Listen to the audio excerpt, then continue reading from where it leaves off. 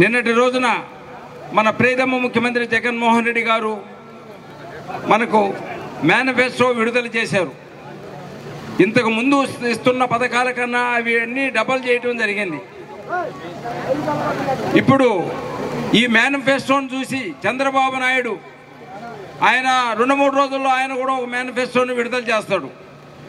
ఆయన మేనిఫెస్టో ఏ విధంగా ఉంటుంది అనేది నేను మీకు అందరికీ గుర్తుగా చెప్తున్నాను.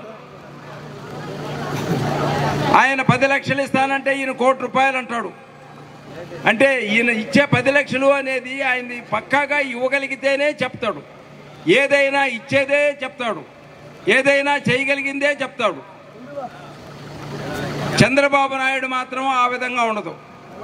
జగన్మోహన్ రెడ్డికి 10 అంతలు ఎక్కువగా చెప్తూ ఉంటాడు ఏదైనా. అంటే అది చేసే పద్ధతి కాదు కాబట్టి అవన్నీ ప్రతి ఒక్కళ్ళు గమనించండి.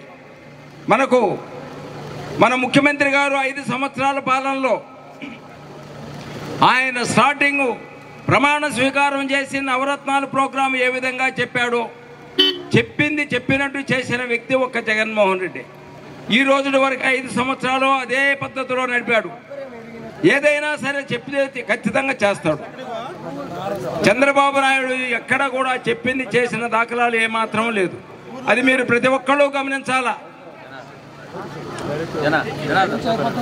చంద్రబాబు నాయుడు ఎప్పుడు కూడా ప్రతి ఒక్కళ్ళని మోసం చేసే గుణమే ఆయనకి. వాళ్ళ సొంత మామనే, పిల్లనిచ్చిన మామనే, ఆ ఫ్యామిలీని అన్ని విధాల నాశనం చేసిన వ్యక్తి చంద్రబాబు నాయుడు. అటువంటి గుణం గల్లవాడు మనకు ప్రజలకి ఏదో చేస్తాడు అనుకోవటంలో చాలా తప్పుంది.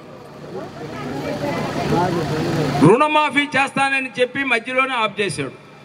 అదే విధంగా ఉంటుంది ఆయన పథకాలన్నీ కూడా. అది ప్రతి ఒక్కళ్ళు గుర్తుపెట్టుకోదగిన విషయం.